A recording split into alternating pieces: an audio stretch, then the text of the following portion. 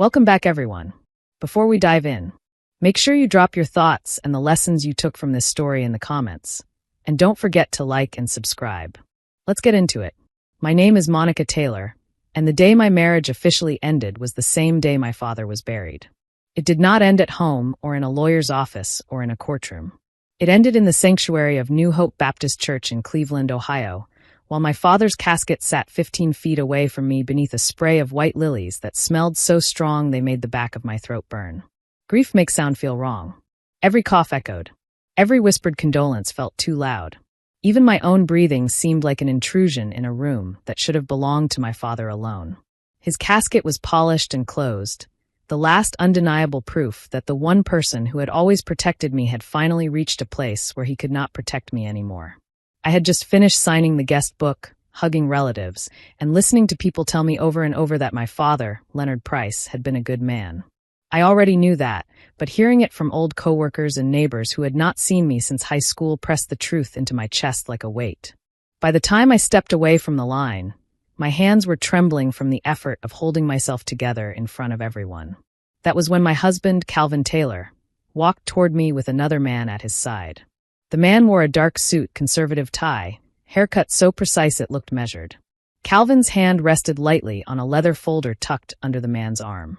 Calvin's face had that soft, careful expression he used when he wanted to sound reasonable, the one that once made me think he was kind. "Monica," Calvin said quietly, as if he were about to offer me comfort instead of something entirely different.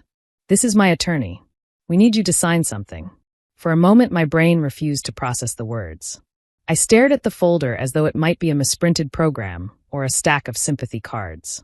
It did not make sense that anything requiring a lawyer would be handed to me here, in this church, with my father's body at the front of the room. "Right here," I whispered, my voice barely audible even to myself. "At my father's funeral?"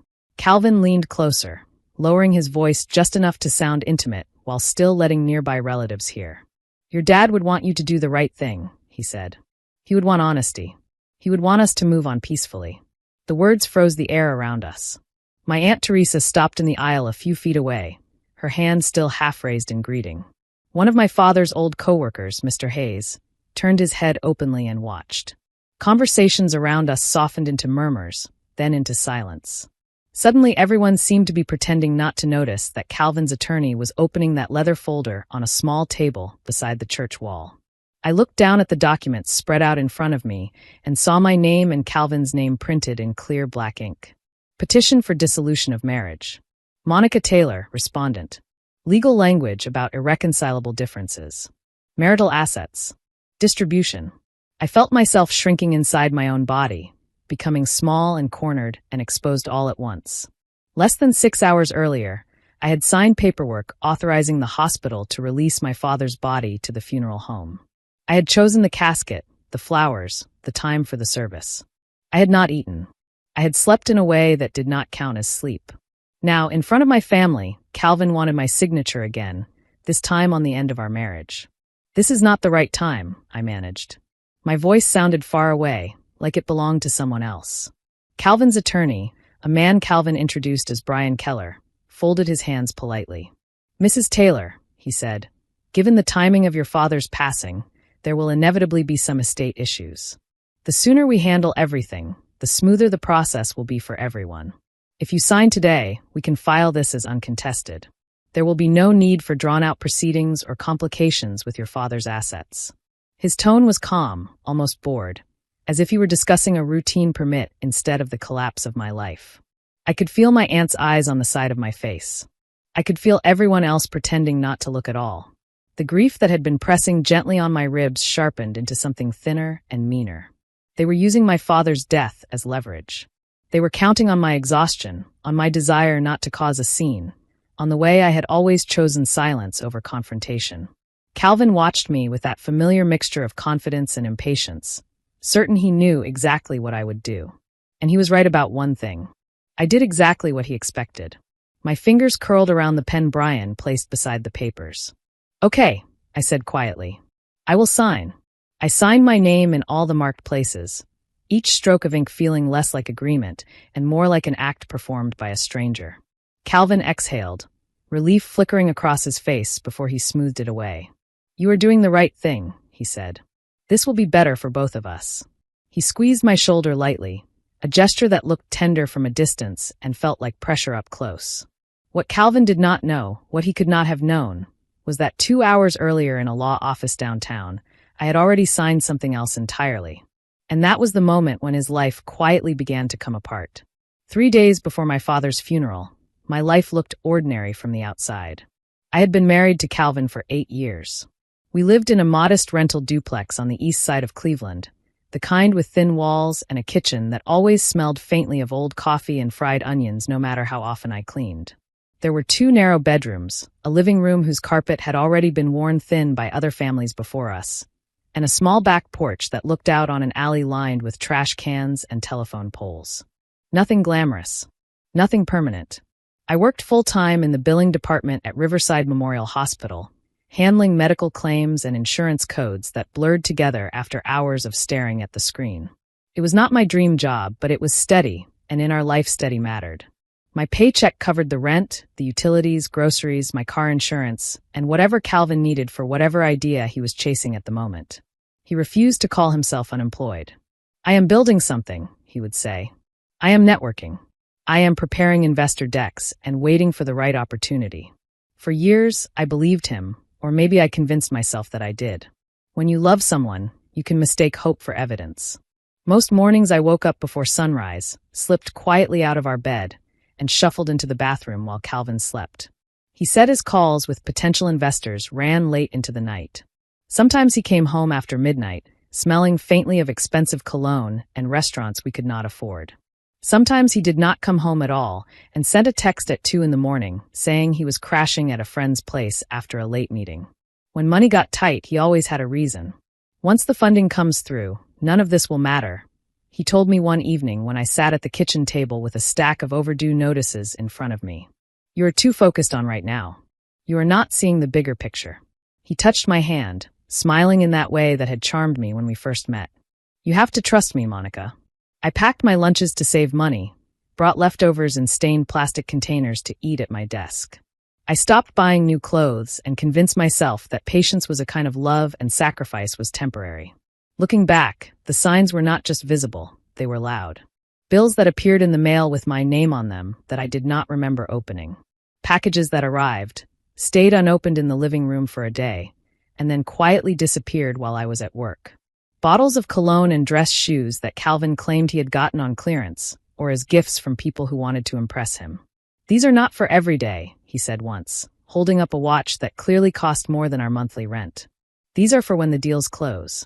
At the time, I told myself that my marriage was struggling because life was hard, because the economy was unpredictable, because dreams took time. I did not let myself consider that maybe the real reason we were drowning was that I was married to someone who saw me more as a resource than as a partner. I did not understand how close everything was to collapsing until a Monday afternoon at work, when the first undeniable crack appeared. I was sitting in my cubicle at Riverside, fluorescent lights buzzing faintly above me, scrolling through a list of claim denials. My eyes felt dry and gritty. During a short lull between calls, I opened my personal email on my computer to check for a confirmation code I was expecting from a patient's insurance portal. That was when I saw a subject line I did not recognize. Capital Summit Platinum Card Statement. The name of the bank sounded familiar, but I had never applied for a platinum card. I barely used credit cards at all. My stomach tightened. I clicked the email, expecting a phishing attempt or a mistake. It was not either. The statement filled my screen with a balance that made my breath catch. $8,400. I scrolled down, my pulse thudding in my ears. There were charges from upscale restaurants downtown, a boutique hotel near the lakefront, and a jewelry store I had never set foot inside. All of it was listed under my name. My full name, Monica Taylor. My hands went cold. I clicked the account details section and felt my chest lock when I saw my address, my date of birth, and the last 4 digits of my social security number. I whispered aloud, "No," as though the screen might hear me and change. I read the information 3 times, hoping I had misunderstood something basic. The number stayed the same. I quietly logged out of the billing system, told the coworker in the next cubicle that I was taking my lunch break a little early, and walked stiffly out to the parking lot. In my car, with the door shut and the hospital building looming behind me, I called the customer service number listed on the statement. A calm woman answered and asked for my identifying details. I recited them, my voice shaking and my eyes burning. She pulled up the account and said in the same mild tone she probably used every day, "Mrs. Taylor, this account was opened 6 months ago at our downtown branch. We have your signed application on file, along with correct answers to your security questions." "I did not open that account," I said. "I have never been to your downtown branch, and I did not apply for any platinum card. There has to be a mistake." The representative paused, and I could hear typing on the other end. "The application includes your signature," she said, "and it passed all verification checks. The security questions match what you provided when the account was created." She listed them gently. My mother's maiden name, the city where I was born, the name of my childhood dog. Information I had not written on a form in years. There were only 2 people who knew all those answers besides me. One of them had been buried under a heart-shaped tombstone for more than a decade. The other was my husband. I closed my eyes and pressed my forehead against the steering wheel. My voice sounded flat when I spoke again. "If someone used my information without my permission, what do I have to do?" The representative explained that to dispute the account and the charges, I would need to file a police report for identity theft and send a copy of that report to their fraud department. She spoke slowly, carefully, as if I might break. When I hung up, the phone slid a little in my damp hand. Outside the car window, nurses walked past in scrubs, laughing and carrying coffee. A delivery driver pushed a cart stacked with boxes toward the loading dock. The world moved on at its normal pace, while my own life tilted sideways. What had happened was not an accident. It was not a minor misunderstanding we could talk through over dinner. It was deliberate. It was betrayal wearing my husband's cologne and using my information as if it belonged to him. I sat there for several minutes, breathing slowly and trying not to cry because once the tears started, I was not sure they would stop. When my phone buzzed against my leg, I flinched. It was a text from my father. "Breakfast tomorrow, 7 o'clock, Gloria's Diner. We need to talk about something important." My father and I had a standing breakfast tradition, but it was almost always on Saturdays. Tomorrow was Tuesday, and important was not a word my father used casually. I typed back, "Is everything okay?" I watched the typing dots appear, disappear, then reappear as though he were choosing his words with unusual care. "Everything is fine," he finally wrote. "Just do not tell Calvin. I will explain in person." That last sentence slid under my skin like a warning. My father, Leonard Price, was 72 years old and still working as a union electrician. He wired schools and old apartment buildings, climbed ladders he definitely should not have been on anymore, and ignored every suggestion that he slow down. "Sitting still is how people die," he liked to say. He had been my anchor since my mother passed away when I was 16. He did not meddle in my marriage. He never insulted Calvin directly. But sometimes when Calvin bragged a little too loudly during Sunday dinners about opportunities that never materialized, I would catch my father watching him with a measured, almost mathematical expression, as though he were silently adding up numbers that did not quite match. That night, after discovering the credit card account, I stood at the kitchen sink rinsing dishes that still had Calvin's fingerprints on them and told him I was having breakfast with my father in the morning. Calvin did not look up from his phone. "That is fine," he said. "I have meetings anyway." He always had meetings. He never mentioned where they were or with whom. He just left, smelling expensive and confident, and came back late with vague explanations about investors. I wanted to confront him about the statement, wanted to thrust my phone in his face and demand an answer, but the words stuck in my throat and turned into silence. I was tired. I was afraid of what he would say. I was more afraid of what he would not say. Gloria's Diner sat on a corner near the edge of downtown Cleveland, its sign flickering some mornings and its windows permanently clouded with the film of decades of bacon grease and coffee steam. When I walked in the next day, the familiar smell of burnt coffee and buttered toast hit me, and for a moment my shoulders dropped just a little. The same red vinyl booths. The same napkin dispensers that always stuck. The same waitress, Gloria herself, who had known me since I was a teenager and still called me baby, no matter how old I got.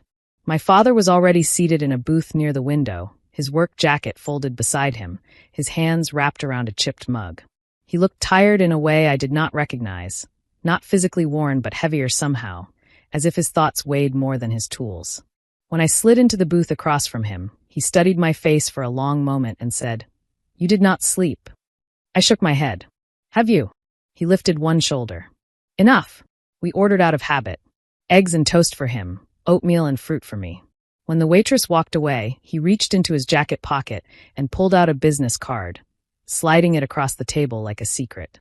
Angela Monroe, estate attorney. The name looked official, printed in dark blue across the thick paper. "Dad, what is this?" I asked. "Are you sick?" He took a slow breath, steadying it the way he did when he needed to lift something heavy. "I have been putting things off," he said. "Paperwork. Planning. I do not want to do that anymore." I tried to make a joke, because the alternative was too frightening. "You are not dying," I said. He met my eyes with a look that was as gentle as it was unflinching. "No," he said, "but I am not stupid either." He glanced around the diner, then leaned in slightly. "Monica, I need you to listen closely and not argue with me just to be polite. Can you do that?" My throat tightened. "Yes," I said. "What is going on?" He rested his hands flat on the table, fingers calloused and familiar. "You married a man I do not trust," he said in a low voice, "and I have been hoping I was wrong for 8 years. I am done hoping." My stomach lurched. "Dad," he lifted one hand slightly, "I am not here to tell you to leave your husband. That is not my place. You are grown. You will make your own choices. But I am here to tell you that if Calvin ever decides to use your life against you, I am not going to stand by and watch him succeed." I stared at the coffee mug between us. "What do you mean, use my life?" He studied my face again, searching. "Have you checked your credit lately?" he asked. I hesitated. "Why?" He sighed. "Angela is going to explain the details better than I can. All I am going to say now is this. I have been protecting you in ways you do not see yet. I'm going to keep doing that as long as I am breathing. But I need your signature for some of it." Then he added a sentence that would echo later in my memory. "Monica, trust me. And whatever happens next, remember that I have always been on your side." I wanted to tell him about the credit card statement right then, about the way my name looked wrong on debt I had never created. I opened my mouth, closed it again, and instead asked, "What do you want me to do?" He tapped the business card. "There is an office 10 minutes from your job. Angela has prepared some documents. Go see her this afternoon if you can. Do not mention it to Calvin until after you have talked to her. Please." His voice did not shake often. It shook on that last word. I nodded slowly. "Okay," I said. "I will go." He relaxed slightly, like a knot in his shoulders had loosened. When our food arrived, he changed the subject to easier things. A neighbor's broken porch light, a cousin's new baby, a basketball game he had watched the night before. But underneath all of it sat something heavier. When we stood in the parking lot afterward, he hugged me tighter than usual. "I love you, girl," he said into my hair. "Do not forget what I said. I am protecting you." Angela Monroe's office was on the 20th floor of a glass building that overlooked the Cuyahoga River. When I stepped off the elevator that afternoon, my hospital badge still clipped to my sweater. The difference between my world and this one hit me. Dark wood furniture, tall shelves lined with legal books, thick carpet that swallowed the sound of my footsteps. The receptionist led me to a conference room and said Angela would be right in. I sat at the polished table, hands clasped, and watched my warped reflection in its surface. Angela entered with a stack of folders and the air of someone who had been dealing with other people's emergencies for long enough to know when one was serious. She was in her 50s, of average height, with sharp eyes that missed nothing and a calm presence that made me feel both studied and oddly safer. She closed the door behind her, shook my hand, and sat across from me. "Your father called me last night," she said without preamble. "He said the situation was urgent." My chest tightened. "Is he sick?" I asked. "Is something wrong with his health?" Angela shook her head. "Not in the way you are imagining," she said. "He is concerned, Monica. Very concerned. About you."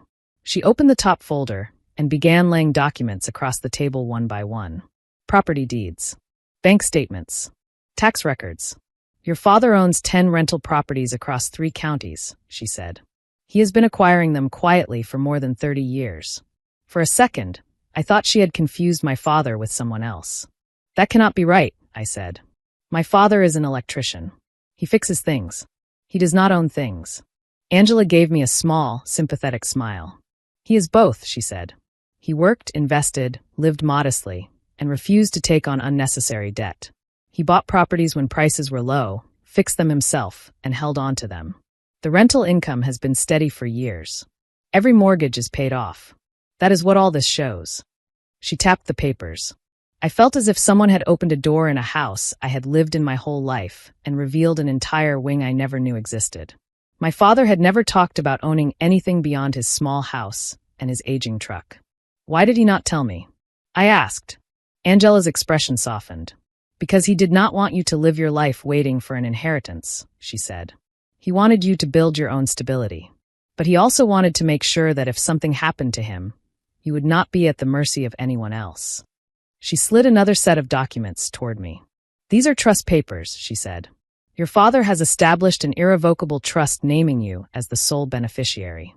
The properties and related assets will transfer directly into this trust. The language here is very specific. She pointed to a paragraph in the middle of the dense legal text. The trust explicitly excludes any spousal claims regardless of your marital status now or later. Neither your husband nor any future spouse will have a legal claim to the properties or the income they generate. I stared at the paragraph until the words blurred. Why now? I asked. Why this week? Angela rested her elbows lightly on the table. Because your father believes your husband is going to make a move soon, she said. He has been watching patterns. He has seen enough to be reasonably certain. He wants you protected before that happens. The room felt smaller, as if the walls had moved in. Images flashed through my mind. The mysterious credit card statement, Calvin's new shoes, the nights he did not come home. Angela slid one final document toward me and placed a pen beside it. These transfer control to you immediately, she said. Once you sign, the trust is active. There will be no probate delay, no opportunity for interference, and no reason for any of this to be considered part of your father's estate in a way that could be contested by a spouse or in-law. My hand shook as I reached for the pen. For a moment, I heard Calvin's voice in my head telling me I was being dramatic, that I did not see the bigger picture, that I was making things harder than they needed to be. Then I heard my father at the diner that morning, saying he was protecting me. I signed.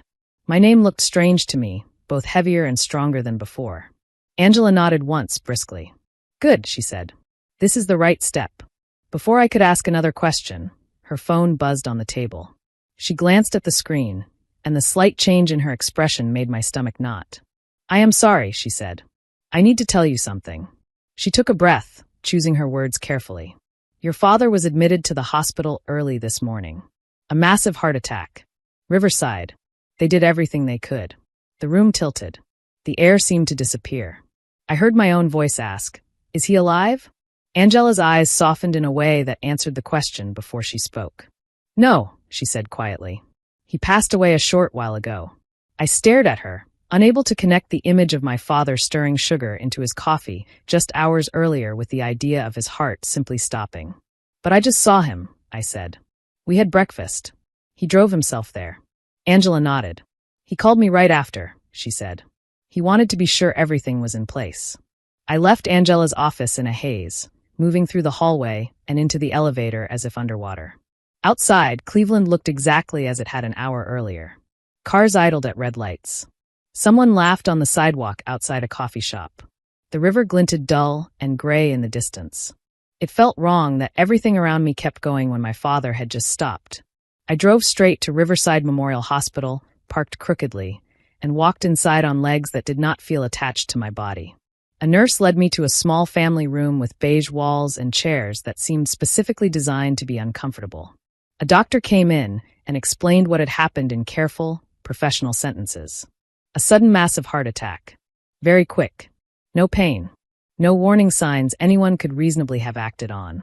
I nodded like I understood, even though nothing in my head lined up. My father had been eating eggs and toast with me less than 2 hours before. He had been alive enough to worry about my future. Now I was signing paperwork to release his body. That night, after calls were made and relatives notified and a funeral home chosen, I went back to the duplex I shared with Calvin. The kitchen counter was covered with unpaid bills, red letters and final notices peeking out from mismatched envelopes. There was a coffee mug in the sink with a ring of dried liquid at the bottom, one of Calvin's mugs from some networking event. I stood in the doorway and stared at the mess, feeling no anger, no tears, only a hollow emptiness as though someone had scraped out the center of me and left a shell standing. Calvin was not home. There was a note on the refrigerator saying he would be back late. By morning, my father would be in a casket. By afternoon, people would be shaking my hand and telling me they were sorry. Somewhere inside that blur of grief and logistics, I knew Calvin was calculating his next move. He did not know about the trust. He did not know that the clock that had been ticking over my head for years had quietly turned against him. The day of the funeral came faster than I was ready for, even though I do not think there is a speed slow enough to make that day feel right. New Hope Baptist Church filled gradually with people whose faces stirred half-memories. Old neighbors from the block where I grew up. Men my father had worked with on construction sites, their hands still rough and their suits slightly ill-fitting.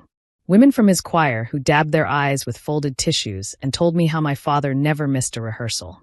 They shook my hand, hugged me carefully, and told me in their own ways that my father had been dependable, generous, present. The more they described him, the more I realized there were parts of him I had never fully understood because he had never wanted attention for what he did. I stood beside the casket in a simple black dress, moving on autopilot. My cheeks hurt from being arranged into an expression that was not quite a smile and not quite a sob. When Calvin finally arrived, it was 10 minutes before the service started. He wore a new suit, dark and perfectly tailored, with shoes that gleamed. I noticed it immediately because I knew we had never had the money for it. He kissed my cheek in a gesture that would look tender in photographs and asked if I was okay without really waiting for an answer. He did not ask about any of the arrangements. He did not mention my father by name. During the service, Calvin glanced at his phone several times, tilting it low in his lap like he thought no one could see. The pastor spoke about my father's faithfulness, his consistency, the way he showed love through actions rather than words. My chest tightened with a mixture of grief and gratitude, so intense it felt like it might rip my ribs apart. When the final hymn ended, people began to file slowly downstairs to the fellowship hall where casseroles and coffee waited on folding tables. My father would have liked that part best, the simple practicality of people feeding each other when there was nothing else to do. I was about to follow when Calvin touched my elbow. "Can we talk for a minute?" he asked. His voice was soft enough to sound respectful, but firm in a way that left no room for me to say no without creating a scene. Standing beside him was the man in the dark suit, the same attorney from earlier that morning, Brian Keller. "This is my lawyer," Calvin said. "We just need a few minutes. It is important." My aunt watched us from the doorway of the hall, her brow creasing. Calvin guided me toward a small classroom off the main hallway. Children's drawings covered the walls, crayons and markers taped beside stick figures and crooked rainbows. The colors felt almost violent in a moment like this. Brian closed the door behind us and opened his folder on a child-sized table. "Mrs. Taylor," he began, "I represent your husband in a personal legal matter. Given the circumstances and the pending estate issues, we thought it best to address this now rather than later." He slid a stack of papers across the table toward me. "Divorce documents," he said. The words seemed to land somewhere outside my body. I stared at the heading, at my name and Calvin's name, and the word petition printed in neat capital letters. "You are serving me divorce papers at my father's funeral," I said slowly, as if I needed to hear it aloud to believe it. Calvin stepped closer, lowering his voice a fraction. "Monica, I know the timing is not ideal," he said, "but your father was a practical man. He would not have wanted a long, drawn-out fight over money. This way we can handle everything quickly and peacefully. You sign today, we file uncontested, and nobody has to go through a messy ordeal." Through the narrow window in the classroom door, I could see faces gathering in the hallway.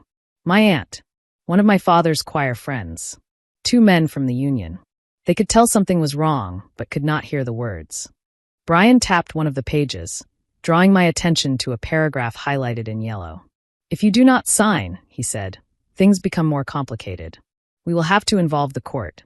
Assets may be frozen. The distribution of your father's estate could be delayed for years while everything is sorted out." They were not even hiding the strategy. They wanted me to feel trapped by the very grief that had already hollowed me out. Most of my life I had done what people expected of me, especially when those people sounded sure and reasonable.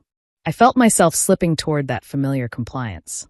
Then, like a whisper from somewhere deeper, I remembered Angela's calm voice in her office, and my father sliding that business card across the table at the diner. The trust was already signed. The properties were already protected. Calvin was not the one holding the leverage anymore, even if he did not know it. My hands shook as I picked up the pen Brian had placed beside the documents. Okay, I said, my voice very quiet.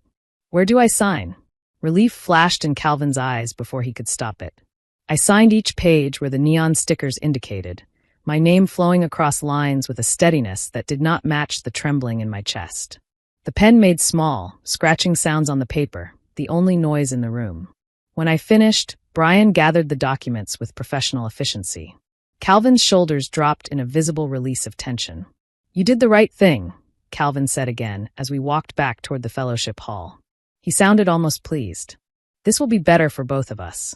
We can keep things civilized.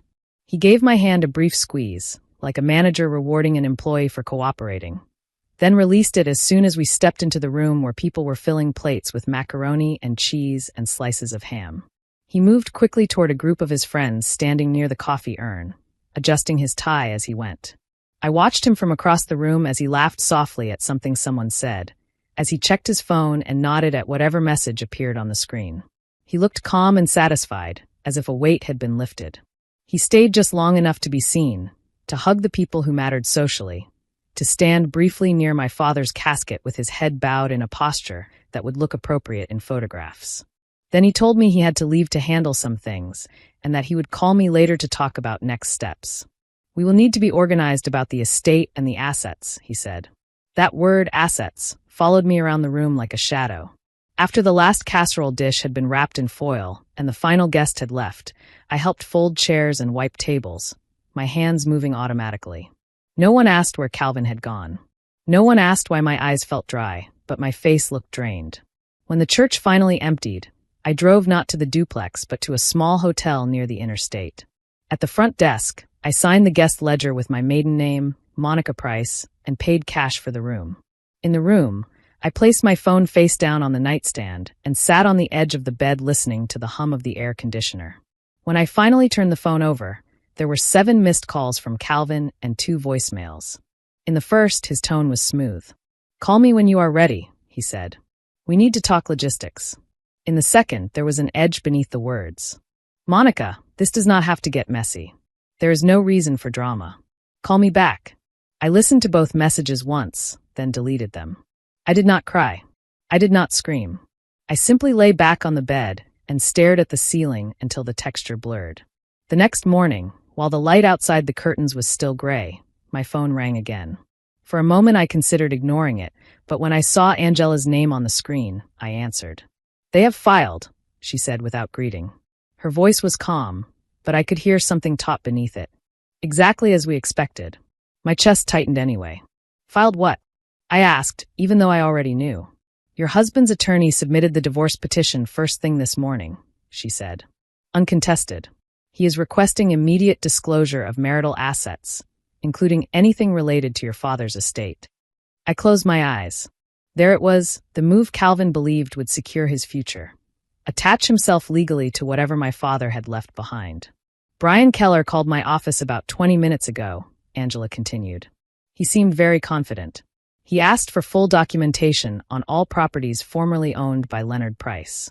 He said, and I quote, that inheritances received during marriage are subject to division. Her voice did not change on the last sentence, but the silence afterward felt almost like a pause for effect. And what did you say? I asked. My voice sounded different to my own ears, flatter, but steadier. Angela did not make me wait. I told him the truth, she said. I told him those properties are not marital assets. They are held in an irrevocable trust established prior to your father's death. You are the sole beneficiary.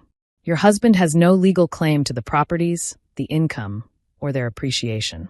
None. I imagined Brian sitting at his desk, possibly with Calvin in the room, listening to those words and realizing that the foundation of their plan had just dissolved. Did he argue? I asked. Yes, Angela said. He accused me of backdating documents, manipulating your father, even committing fraud. I informed him that the trust was notarized, witnessed, recorded, and filed well before your father passed. I also told him that any further accusations should come through proper legal channels. There was a small pause, then she added. He ended the call abruptly. I could almost hear, in the silence between her sentences, the sound of Calvin's certainty cracking. Angela exhaled slowly, not quite a sigh. Monica, she said, this is the moment where things change. Your husband now understands that he has nothing to leverage. No money, no control, no access to what your father built. I stared at the patterned carpet of the hotel room. What happens now? I asked. Now, Angela said, we respond calmly to reality. We document the fraudulent accounts he opened in your name. We proceed with the divorce without any division of your father's assets. Any attempt by Calvin to interfere with the trust will be blocked immediately. He created this situation himself. You are simply no longer shielding him from the consequences. After we hung up, my phone began to vibrate over and over again. Calvin called 12 times that day. I did not answer any of his calls. His messages shifted in tone as the hours passed. The first couple sounded confused. I just talked to your lawyer, he said. She is lying to you. There is no way your dad set things up that way. Call me so we can straighten this out.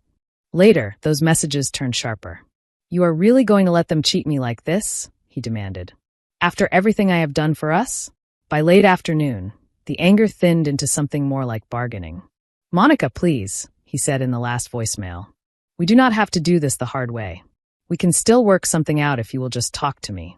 I listened to that one twice, hearing not just the words but the sound behind them. Angela had been right. When people like Calvin lose the illusion of control, they do not go quietly. Panic rushes in to fill the void control leaves behind. I deleted the message and felt, for the first time in years, that his urgency was no longer my responsibility. That evening, I met Angela at her office again. This time, the folders on the table were thicker. She had printed timelines, pulled credit reports, and highlighted every account that had been opened in my name without my consent. We are not doing anything aggressive, she said. We are simply telling the truth on paper and letting the system respond. The fraudulent accounts will be disputed. We will notify the credit bureaus. If necessary, we will involve law enforcement. Your responsibility is only to be honest and to stop covering for him. That last part hit harder than I expected. I suddenly realized how many times over the years I had softened the edges of Calvin's behavior. I had paid Bill's late fees quietly instead of asking why the bill existed at all. I had blamed vague market conditions when friends asked why his startup did not seem to start. I had apologized for his absence at family events, inventing meetings and emergencies he never mentioned. Angela watched my face carefully. Protection without accountability is not love, she said. It is armor you are wearing for someone else while they walk around unscathed. In the days that followed, the noise around Calvin grew louder, even as my world became oddly quieter. He sent long emails insisting that there had been a misunderstanding about the credit card, that he had meant to tell me, that he had every intention of paying it off once his funding came through. He claimed that naming me on the account had been a gesture of trust. Angela instructed me to forward every message to her and not respond. Let his words stand on their own, she said. They say more than you think. The divorce moved through the system faster than I expected, not because Calvin accepted anything gracefully, but because he had nothing solid to stand on. He tried to claim that our rental duplex, with its thin walls and lingering smell of coffee, had been improved by his business activities and therefore entitled him to some offset. The landlord's records showed otherwise. He tried to suggest that my father had promised him a stake in the properties. There was no evidence. Each attempt fell away when faced with documents my father had carefully organized over decades. In between legal updates and calls with Angela, I went to my father's house and began the slow process of sorting through his things. Not because I had to, but because I needed to understand the man who had been preparing quietly for a future he would not live to see. Every folder in his desk was labeled with a date and a description. Every receipt was filed in a way that made sense even to my overwhelmed brain. There were notebooks filled with neat columns of numbers and simple sentences about why he had decided to buy one property and pass on another. He did not trust hope. He trusted preparation. In one folder of property records, I found a yellow sticky note folded over the top of the page. The ink was slightly faded, as if he had written it months ago. Make it simple. Make it clean. Do not leave her exposed. I sat at his old kitchen table with that note between my fingers and felt something expand in my chest that was not quite grief and not quite relief, but some complicated blend of both. My father had never raised his voice about Calvin. He had never told me directly to leave my marriage. Instead, he had built a structure that would hold even if Calvin tried to shake it apart. The day the divorce was finalized, There was no dramatic courtroom scene. No shouting. No slammed doors. Angela attended the brief hearing on my behalf while I sat in her office's conference room, hands wrapped around a styrofoam cup of coffee. When she returned, she set a thin stack of papers in front of me. "It is done," she said. "The judgment is entered. Calvin walks away with exactly what he brought into the marriage." I exhaled slowly. "Which is nothing," I said. Angela gave a wry nod. "In this context, yes." I stayed in the hotel for a while after that, not because I was hiding, but because I needed to learn how to exist in a space that was mine alone, even if only temporarily. I learned the pattern of the hallway lights, the sound of the elevator doors, the way the front desk clerk nodded each time I passed. I went back to work at Riverside, sat in my cubicle, and slowly began to untangle my professional life from the fog that had hung over it. Bills were forwarded to a new mailing address. Frauds were disputed. Small parts of my life began to align with the documents my father had put in place. Grief did not disappear just because Calvin had lost his leverage. It did not soften because justice, in its quiet, bureaucratic way, had been served. I still missed my father every day. I missed his practical voice on the phone, the way he would say, "All right then," when he agreed with something. Some days I would start to dial his number, before remembering it would not ring on his end. But under the ache, something else was growing, something like strength. Not the kind that shouts or threatens, but the steady kind that comes from knowing you can stand on your own feet without apologizing for it. A few weeks after the divorce was finalized, Angela suggested that I visit one of the properties that now belonged to the trust, not as a landlord making decisions, but as a daughter seeing the results of her father's quiet work. We drove together to a small brick apartment building on the west side of Cleveland, the kind of place I had never looked at twice before. The hallways smelled faintly of laundry detergent and cooking. Kids' drawings were taped to a few apartment doors. A woman carrying groceries nodded politely as she passed us. "Your father rewired this entire building himself," Angela said. "He did it after hours because the previous owner would not pay for proper repairs. When the owner finally got tired of dealing with the tenants, your father bought the building outright. He told me once that people deserved to flip a light switch and trust that it would work." I ran my hand lightly along the hallway wall, imagining my father behind it, threading wires and tightening connections, making sure that strangers he might never meet could live with a little more safety. We stepped outside, and I looked up at the building, at the clean brick lines against the pale sky. My father had not left me anger. He had not left me a script for revenge against Calvin. He had left me something quieter and far more valuable: structure, clarity, and the freedom to choose my life without fear that someone else's chaos could strip it away. Calvin thought he was using my grief as a chance to secure his future. He did not understand that my father had spent decades teaching me how to survive moments exactly like the one Calvin tried to create. On a gray afternoon not long after, I stood on the porch of my father's house with the keys to the trust's mailbox in my hand. The street was quiet. A light mist hung in the air, softening the edges of everything. I thought about the woman who had walked into New Hope Baptist Church on the day of her father's funeral believing she had no choice but to bend to the pressure around her. I thought about the woman who had discovered a credit card bill that did not belong to her, who had signed trust documents she did not yet fully understand, who had watched her husband at a buffet table laughing as if nothing had shifted beneath his feet. I was not that woman anymore. I was still my father's daughter, still the person who packed her own lunches and paid attention to the details, but I was no longer someone's resource to be tapped when convenient. I locked the door behind me and walked down the steps without looking back at the house for a long time. The world did not change shape around me, but something inside me had settled into place, like a beam finally resting on the supports that had always been there waiting. If you enjoyed this story, please like, comment, and share this video with your friends. Subscribe and turn on the notification bell so you never miss a powerful story drop.